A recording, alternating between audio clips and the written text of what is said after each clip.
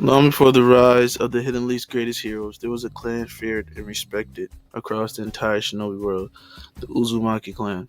Known for their unmatched healing techniques, incredible life force, and almost supernatural resilience, the Uzumaki weren't just another clan. They were a force of nature, allies of Konoha, guardians of the ancient jutsus, and a people whose power made even the great nations uneasy. But despite their strength, their story took a devastating turn. Almost overnight, this thriving clan was wiped out, scattered, hunted, and erased from their homeland. Today, we're diving into the truth behind one of Naruto's greatest tragedies. What really happened to the Uzumaki clan? We explore how they rose to prominence, why their knowledge became a threat, and the political fear that fueled their destruction. And most importantly, we'll uncover how the legacy, though nearly extinguished, led on to characters like Kushina, Mito, and Naruto himself. This is the rise and fall and enduring legacy of the Uzumaki. Let's begin with a quick look at who the Uzumaki clan truly was. Originating from the land of whirlpools, their village stood on an island off the coast of the land of fire. The Uzumaki were easily recognizable by their bright red hair, but what really set them apart was their immense vitality, powerful chakra reserves, and unparalleled mastery of sealing jutsu. As descendants of Ashura Otsutsuki, the Uzumaki was directly related to the Senju clan. Because of this shared lineage, the two clans maintained a close and enduring alliance. Their bond was strengthened through intermarriage, the most notable example being the union between Hashirama Senju and Mito Uzumaki. By the end of the Warring States period, the Senju honored their friendship by incorporating the Uzumaki clan emblem into Konoha's black jacket symbol that represented trust and unity. Over the following decades, the alliance between Konoha and the Uzumaki remained strong. The clan supported the Leaf by providing sealing techniques and the other critical assistance whenever needed. Eventually, the Uzumaki mass storage temple was even constructed on the outskirts of the Hidden Leaf, further tying the two groups together. The Uzumaki were renowned across the world for being the greatest practitioners of sealing jutsus. Their techniques were so advanced that they were the only clan capable of using the Reaper Death Seal, a jutsu that allowed the user to summon the Shinigami itself. The remarkable life force also granted them extraordinary healing abilities.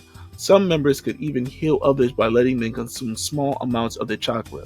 Though overusing this technique was very dangerous, individuals like Kadin possessed rare sensory abilities and could suppress their chakra signature entirely, making them nearly impossible to detect. Additionally, members such as Kushina and Kadin had a special type of chakra with unique properties. This made them ideal candidates for becoming Shinshirikis, such as Mito, and allowed them to manifest adamantium chakra chains, powerful restraints formed from their own chakra. Alongside their vitality, the Uzumaki were most famous for their sealing arts, often represented by a spiral crest resembling their clan symbol. But with all this strength, talent, and unmatched mastery of jutsu, one question remains: if the Uzumaki were so powerful, what could have possibly wiped them out and destroyed their homeland? Some theories propose that as the political landscape shifted, Konoha's enemies began viewing the Uzumaki as a direct extension of the Senju army reinforcements, if needed. At the time, the Uzumaki and the Senju had one of the closest alliance in the entire shinobi world. Their shared ancestry and decades of cooperation made them a united front that other nations were wary of. But everything changed when Hashirama Senju, the strongest shinobi of his era, passed away. His death significantly weakened the Senju's clan influence and military strength. Around that same period, Ashina Uzumaki, the leader of the clan and a master of sealing techniques known for his overwhelming power, also passed away. With both of these major figures gone, the combined might of the Senju and Uzumaki diminished. This sudden decline created an opportunity that rival nations were quick to notice. Without Hashirama and Ashina, the Uzumaki became far more vulnerable than before. Targeting them wasn't just about eliminating a powerful clan, it was a strategic move. If the Uzumaki were wiped out, Konoha would lose its strongest ally, its greatest source of sealing techniques, and a key pillar of military support.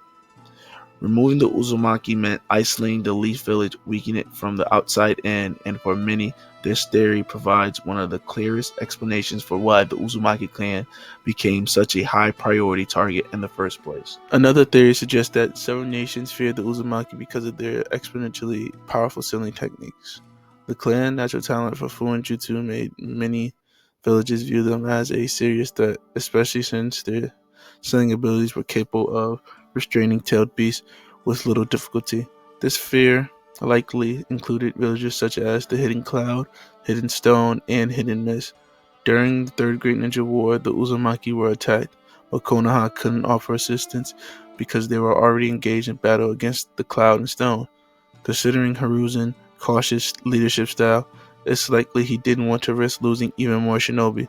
While the war was ongoing, he faced a difficult choice: divert soldiers to help the Uzumaki clan or focus entirely on securing victory in the war. Ultimately, the only option he saw as viable was prioritizing the war effort.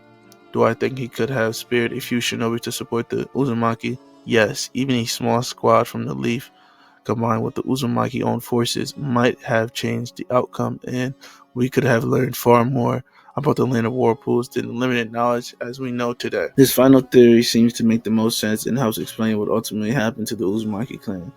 In chapter 500, when Kushina speaks to Naruto about her background, she tells him that during an era filled with war and instability, her clan's powerful sealing abilities made them greatly feared, and because of that fear, they became targets and were eventually wiped out.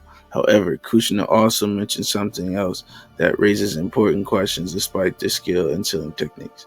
The Uzumaki were known to be somewhat savage, similar to the Kage clan. The fate of the Kage clan shows how such behavior can lead to their downfall. They were notoriously aggressive and sought battle purely to display their ferocity.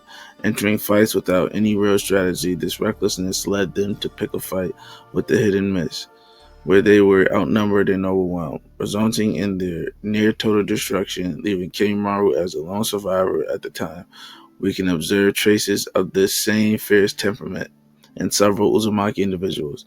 Kadin, for instance, frequently displayed a sharp, aggressive attitude towards Suigetsu whenever he annoyed her. Kushina also demonstrated this fiery nature when classmates mocked her for her red hair. She fought back, eventually earning the nickname Red Hot Blooded Habanero. Nagato exhibited an even more intense form of this trait. After witnessing Yahiko's death, he eliminated Hanzo's entire force and later took on the identity of Pain, committing actions that further emphasized that relentless and unforgiving side of the Uzumaki spirit. Supporting this theory is information from Naruto Shippuden Data Book 3, which states that Kushina grew up during Civil War years in the land of Eddies. This suggests that possibility that the Uzumaki clan, known for their strong personalities and fierce nature, may have experienced internal conflict. A civil war within such a powerful clan could have devastated their numbers and weakened their defenses, creating the perfect opportunity for other nations to strike. With their village already destabilized from within, the Uzumaki would have been left vulnerable and unable to properly respond to outside attacks. In conclusion, the final theory seems to provide the most convincing explanation for what happened to the Uzumaki clan, as it offers the most detailed insight into how they were ultimately wiped out. If you enjoyed the video, make sure to give it a thumbs up and subscribe to support my journey toward reaching 500 subscribers.